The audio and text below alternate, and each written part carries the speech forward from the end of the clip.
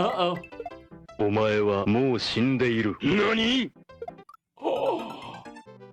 My first experience with the Super Nintendo game Super Mario World was on a game demo kiosk inside of a BJ's wholesale club. If you didn't know, BJ's is a membership-only chain, kind of like Costco, where if you like the stuff that's being sold, you can subscribe to access things in the future and know when new items come in, and I think you get the picture.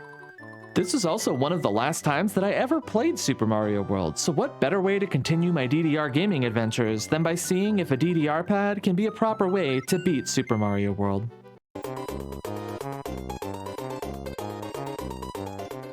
The initial controller layout is pretty similar to what I did for Kirby's Adventure, where the arrow keys were the directions on the D-pad, and the button below the right arrow would be my most defensive ability.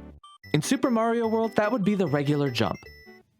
It has a bit more height than the spin jump from what I could see, and some elements in the game world you don't want to actually destroy, such as a bridge full of blocks or turtle shells that you may want to use later. The spin jump also has additional uses, like dismounting from Yoshi, so I don't want to remove it from the pad outright, and I set it off to the side. Here's how amazing the default control layout is.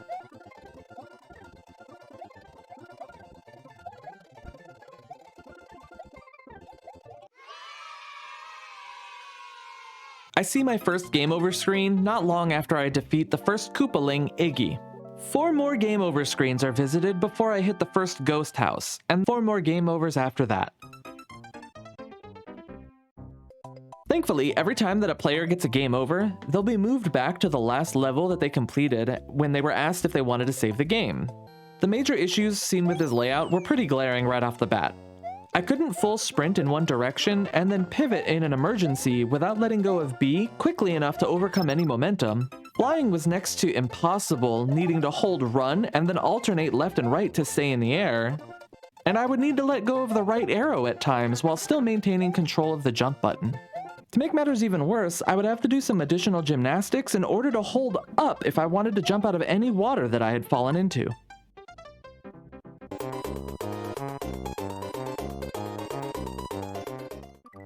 Beginning day 2, I had changed the controller layout pretty significantly based on the first day's observations, and I wanted to see how well it compared to the previous day's efforts. The new layout had left and right on the left side of the pad in a kind of forward/reverse setup. On the right side of the pad, I put B on the right arrow, with regular jump below it, and then spin jump onto the side as an alternative to jumping.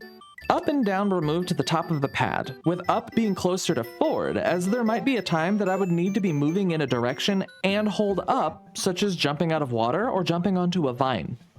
This control scheme was leaps and bounds better than the previous day's setup, but that doesn't mean the transition was flawless, as I either forgot where buttons were or how enemy mechanics work. No! I didn't hit my first game over until the level after the ghost house, but my second game over was seen on that exact same level less than 3 minutes later. I was able to beat the second castle of the game, which was owned by the Koopaling Morton, with only 3 game overs encountered. By the time the 4th game over was seen, I had tapped out for that day's stream with a lot of new information at hand, and only a pained right foot. As I had said with the start of day 2, while this controller scheme had a drastic improvement to gameplay and we saw resounding success compared to day 1, there were still major issues. The major movement button being pressed may have been the right arrow, but it was also the B button, and the controller being set up this way had me splitting between the left half and the right half of the board, but I was actually putting twice the effort into standing on the B button than making a more even stance. Near the end of day 2, I had completely given up holding B altogether in order to complete levels, which made flying or using fireballs non-existent and made platform traversals even more difficult when it came to timing jumps. I'm dead. As such, day 3 brought in a very small change but a huge breakthrough. Simply moving the jump and speed button closer to the movement gave me a solid ground, and the run button also could count as my rest spot since none of the forms Mario can take move while pressing this button. Using this new control setup, I once again started the game over to see how far I could make it before seeing the first game over screen so that I could see any improvements or drawbacks from this new scheme. The second level of Yoshi's Island, I enter a pipe and show off some sick sniping skills and jump timing, which gave me a hell of a good feeling given the last couple of days playing were a bit questionable. My first death with this new setup was a missed jump, but with 14 lives, which is mind-boggling as this is the first time my lives were even in the double digits. Iggy is defeated without too much trouble on the first try, and I make my way to Donut Plains 1, which gives me my first opportunity to fly with these new controls, and I fly into the secret exit totally on purpose. Oh!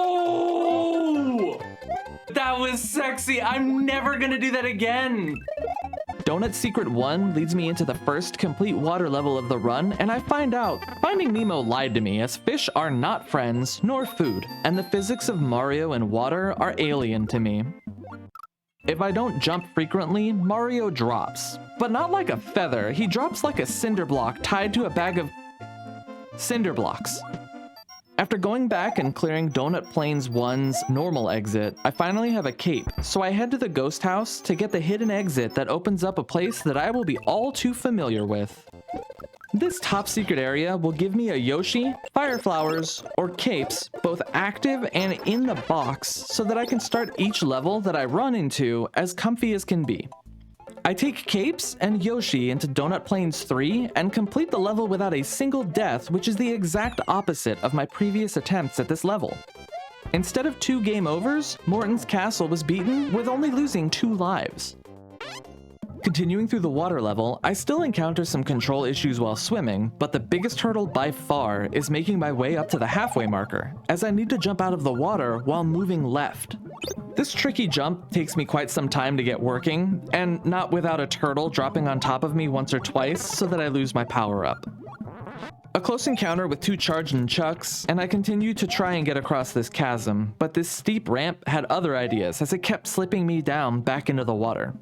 After dying and re-entering the level as Small Mario, I line up on the edge of the ramp and make the leap across to this P-switch. Now, I've played video games once or twice before, so I'm immediately suspicious of the location this P-switch is situated at, so I pick it up and move it off to the left. For those that don't know, blue P-switches turn coins into brown blocks and brown blocks into coins for a brief period. So seeing a P-switch and a wall of coins, yeah, that's sus. Seeing a P-switch on top of brown blocks, double sus. Remembering brown blocks earlier in the level that were blocking an alternate path, quadra sus. After moving the switch and heading left, I find the secret exit and the key, but I learned something that I wasn't expecting. Holding an item underwater makes Mario swim much faster, but also float up much faster. This means that I need to press down to descend whenever I hold an item underwater. Re-entering back to Vanilla Dome to get the normal exit, a Twitch viewer brought to my attention that the L and R buttons can move the camera left and right, which can make things spawn earlier than when I usually encounter them. So I took note of that for next stream as I finished the level, cleared out the ghost house, and finished the day off with tons of progress made and no game overs.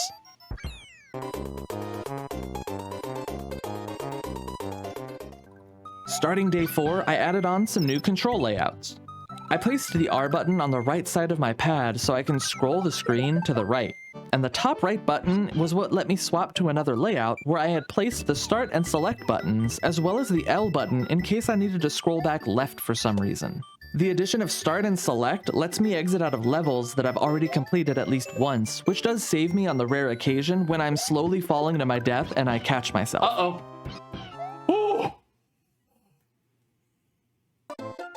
I continue down the left path until I reach Vanilla Secret 1, where my brain first gets a bit too far ahead of my feet. Wait. Oh, no! I eventually hit the middle of the level, and I begin a beautiful friendship with Vanilla Secret 1. There's a silver P-switch here that turns all enemies into silver coins for a brief period, and as Mario collects them, eventually they will give 1-ups, 2-ups, and 3-ups. I jump on top of these spiny enemies and hit the P-switch, turning them into these silver coins. I then run left towards the beginning of the level and pick up any other coins that I see. This gets used countless times in the future, whenever I run low on lives, so that I never hit a game over screen. Vanilla Fortress is one of the 4 fortresses in the game guarded by Reznor, named after Trent Reznor, the lead vocalist for 9 Inch Nails. This fortress is entirely underwater, which is the bane of my existence. Eventually, I bop all 4 Resners from below as the bridge starts to break away. Beyond the fortress is Butterbridge 1, an auto-scroller with incredibly thin platforms, and I wasn't prepared to do this level, so I made a calculated mistake and retreat back to finish a few more levels. I fucked up. Vanilla Dome 4 was my next hurdle as bullet bills get fired constantly, meaning that I need to dodge and weave enemies while traversing platforms and springy jump things. I was waiting for that nightmare. I died. A few untimely deaths, and we finally enter Lemmy's castle. This castle is the toughest one yet, as there's a Magic Koopa that turns blocks into turtles and thwimps, and we're on top of 2 layers of blocks, meaning Big Mario can't spin jump through unless I'm ready to bounce my way across the level. I quickly learn I need to jump on top of the Magic Koopa at the start in order to make my way forward, and then I move the screen to the right with the R button so that the Magic Koopa spawns more on the right side of the screen instead of on the same floor where he can zap me. Eventually, we get into Lemmy's room with some unevenly placed pipes. 3 Lemmys show up, but we want to bop the odd one 3 times. This castle took 29 lives from me, but I took Lemmy's life, and so once he's down, away he goes, and we get to move on. I continue onward to that level that I was afraid of before, Butterbridge 1. This level pretty much requires a cape when using a DDR pad, especially to help with the auto-scrolling ascending and descending, and also lets me aim the jumps on Koopas in order to maintain altitude. I head on over to Cheese Bridge and find another level with auto-moving platforms that are being harassed by saw blades. Oh no, I really hate bridges. I know this level. No, saw blades ain't gonna get me. No, they got me. Ah! I die here a couple times, but learn that I can bounce on the saws with Yoshi, and I also find a pair of wings. These wings turn Yoshi blue, which also lets him fly if he has a shell in his mouth, and this also automatically complete the level, which is awesome because I didn't want to finish this level the normal way right now. Ludwig's castle is the next major hurdle, and the room right before Ludwig is a bunch of fences with Koopas climbing on it. You can bop them to increment value until you eventually collect 1-ups, and so I die immediately. So let me get like 1-ups. Unless I'm absolutely garbage at the game. That Dr. Wily hairstyle we're going for. Ludwig himself is pretty easy, as you just jump on his head, then jump over his shell blitzing, and then jump on him again after he does a small jump to the right. 3 jumps and he is turtle soup, and we head to the confusing Forest of Illusion. The first level of Forest of Illusion has a P-balloon that lets Mario float for a limited time. Mario automatically floats up, so I need to counteract this by pressing down, similar to when Mario holds onto an item while swimming. Speaking of swimming, Forest of Illusion 2 is another swimming level with big urchins, and I quickly forget grabbing an item means that I swim up fast, and so I hit one. I make up for this small bit of failure by recognizing that this wall over here isn't a wall at all. It's a sneaky platform that's hiding the secret exit to the Blue Switch Palace. Going into Forest of Illusion 3, I noticed I frequently don't commit in my jumps, kinda like, you know, I had a joke about commitment, but never mind, it was lame anyway. I decided to change this pattern of mine. However, the trick here is that enemies and items are in bubbles that pop on contact, which completely stop Mario's momentum.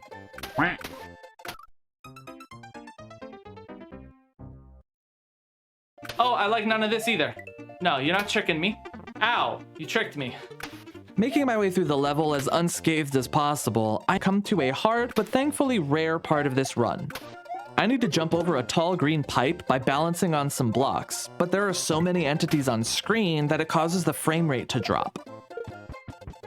Upside, I use the low frame rate to aim my jumps more safely in order to get on top of this pipe, and I realize I can actually enter it. You know what? Downside, this is where the keyhole is, and I was just hit making it here, so now I'm Tiny Mario, and now I have to finish the level the normal way since I can't break these blocks. So this was a useless pipe for me to go into. Upside, I now know where the keyhole exit is, which I need to do anyway, as the normal exit does a useless loop back to the ghost house and isn't actually the way forward. Re-entering Forest 3, part of me thinks that I don't know, forgot to pay the toll to get to Roy's. Dude, the bubble got me again. Dude! Here I go. Okay.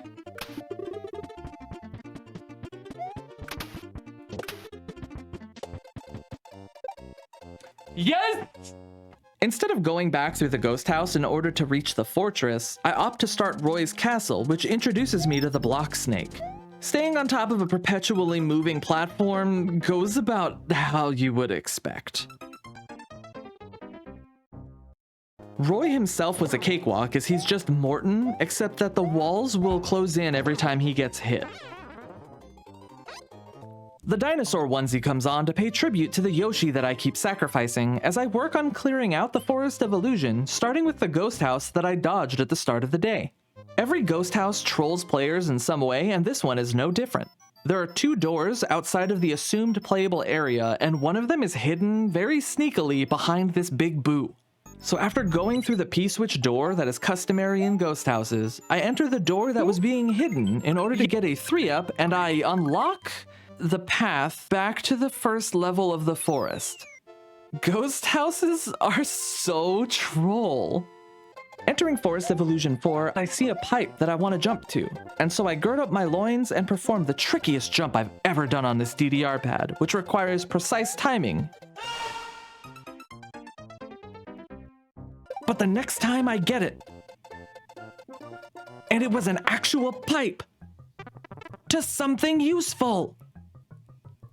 But now I want to know what the normal exit was, so I re-enter the level, finish it, and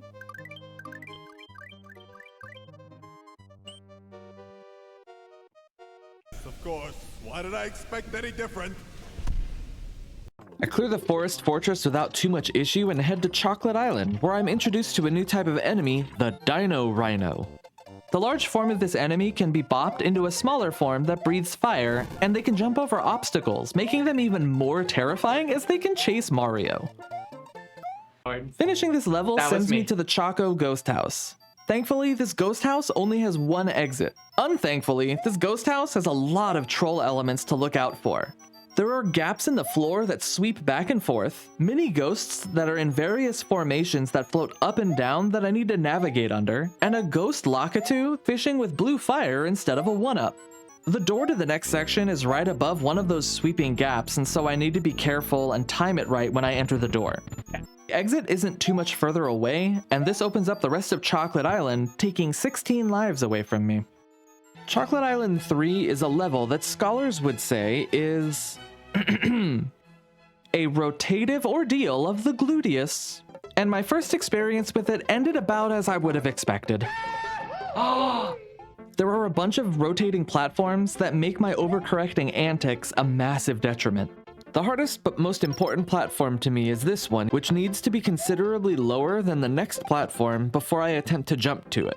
Without a cape, it also needs to be a very confident sprint jump, which I'm still not comfortable doing on the pad.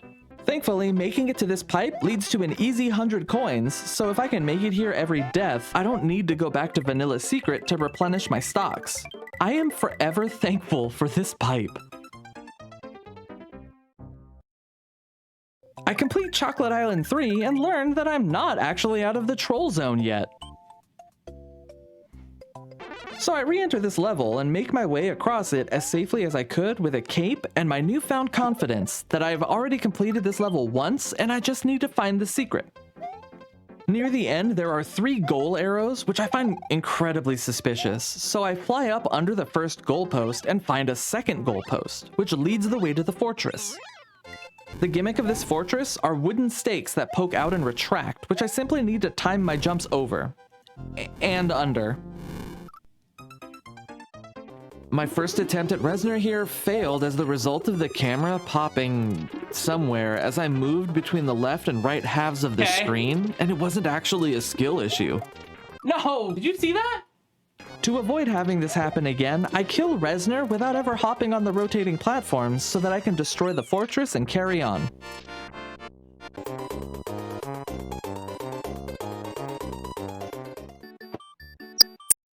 I had noticed one trend from my previous long streams. My right foot hurt considerably after prolonged use.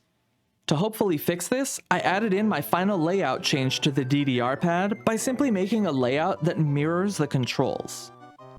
I did this in the hopes that my ambidexterity would make it relatively simple for me to just swap feet and then continue on without having to take more breaks. Day 6 sees us start the day at Windy's Castle. Okay. This castle introduces massive spiked rods to the game that damage Mario if he touches them.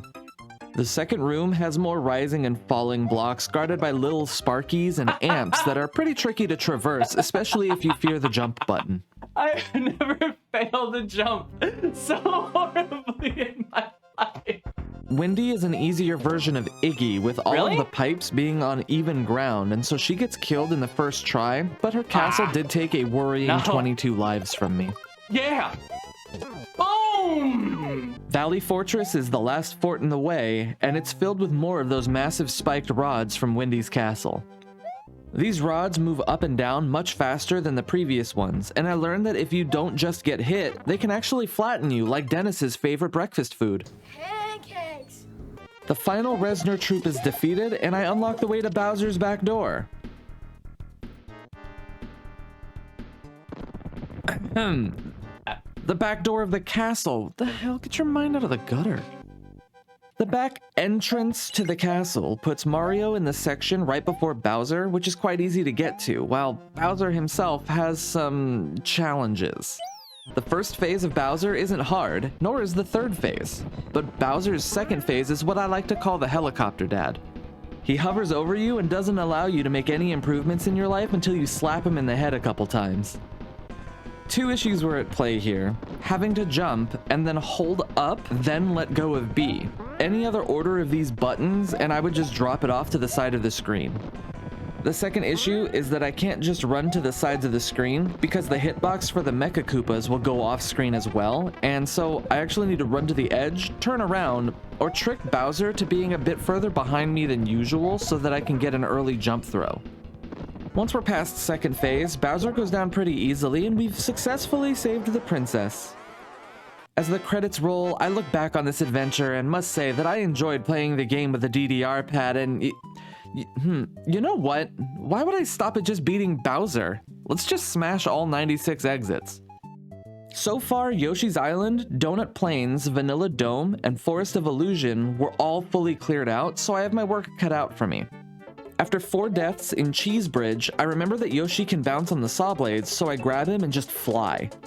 Turns out the saw blades are properly distanced, so Yoshi can fly Mario to the halfway point safely. I should have honestly skipped the wings the first time I did this level, as I would have seen that there are arrows that point past the goal line, meaning that there's something behind this first goalpost. So I re-enter the level again and use some fancy footwork to hit that spin jump button to drop Yoshi down and find the second goalpost. There were only 9 normal levels and 1 castle left that I needed to clear out, which cost me 102 lives total. Star World 5's secret ending took a bit of timing, so another dozen lives were lost to open the way to the special levels of Star Road, but we'll be back to those later. Valley of Bowser 3 wasn't really awful, but it was a level of note in my deaths because I was constantly dying when platforms weren't spawning, so I guess a rule of thumb is don't move forward and then move backward because then you'll despawn platforms. This never comes up in any other level afterwards, but for any of you who haven't played the game before, it's good to know, right? You're only 20-something years behind the trend, just like I am. Valley of Bowser 4's secret exit needs a Yoshi to make it to the end of the level, but rather than trying to keep a Yoshi from the beginning, I would heavily suggest blasting through the halfway point, dying, and then getting a cape and a Yoshi, and this will be extremely easy to get to the end of the level. Larry's Castle is the final level in my way before long, and it involves even more block snake nightmares. The normal way is to follow it and use these brown squares as a step up, but an alternative is to use the cape and just fly over everything. No! And then follow the snake downstairs to a halfway point and a mushroom.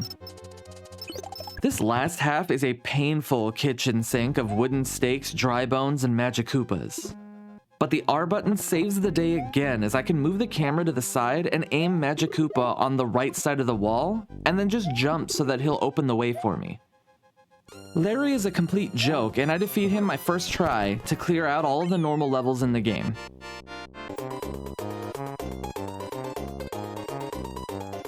Before you think I forgot about the front door to the castle, I took doors 2 and 7 and beat Bowser again, so yeah.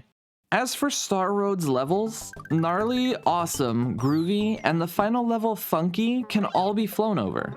Tubular, I just need to know where the 3P balloons are. But then we hit Mondo.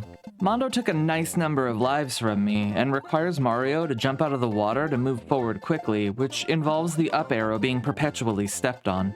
The Hammer Bros at the beginning and end of the level are the aggravating part of all this. Bringing a blue Yoshi here would have probably been a good idea to just eat a turtle shell and fly over everything. Yes! I'm so sorry, Yoshi! Forgive me! Oh my god! Yes! Oh, I hated that level! And then we come to Outrageous. This level broke me. Both of my feet hurt from swapping controller layouts. I was on this level for an hour and 54 minutes. This nightmare took 107 lives from me. I tried using Yoshi to eat my way through. I tried flying Yoshi all the way through. No! I lost springs between the cannons twice. The only enemies and hazards I didn't die to were the first and last wigglers of the level, the second cannon, and the last green pipe piranha plant. To say I was tilted is beyond an understatement. This level has to be the gem that Tarek talks about because it is truly, truly outrageous. The only way that I finished this level was taking a cape and flying to the clearing after the first Hammer Bro, killing everything here, and then flying again to the end of the level. I was so tired of this level, I didn't even celebrate properly. Oh my god.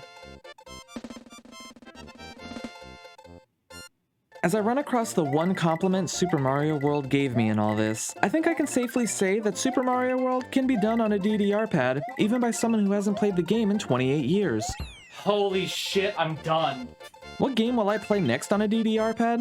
Be on the lookout for my next video to find out, or join in the shenanigans on my stream to decide. Thanks for watching, and I'll see you in the next video. Here's some bonus stuff that didn't make it in. I hate everything about this! Who did this? Who hurt you all? I hate this level so much, I hate this level, I hate this level. Whoever designed water levels should get punched in the butt real hard, please. For real though, whose bright idea was it in the game design world to make every water level in every game in existence the most insufferable level known to man? Oh,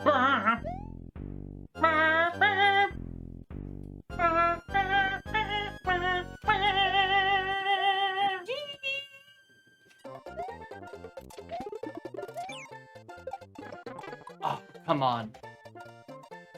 No way!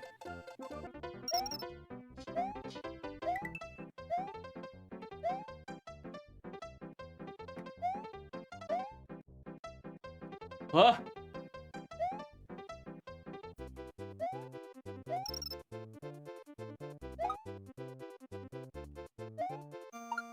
Oh! The Boggett luck. Oh no! I'm not done yet!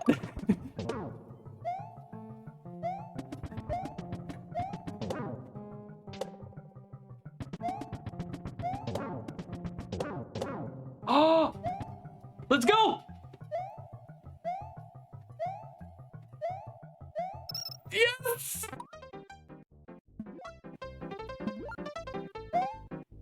Oh, I ain't dealing with that. No! You're not gonna catch me! You caught me.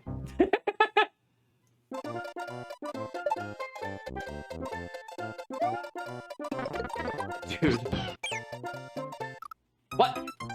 Where did the Yoshi go?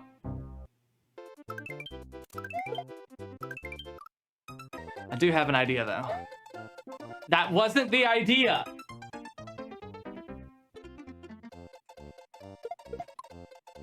No! Wrong button. Dude, what? Uh-oh. I'm dead.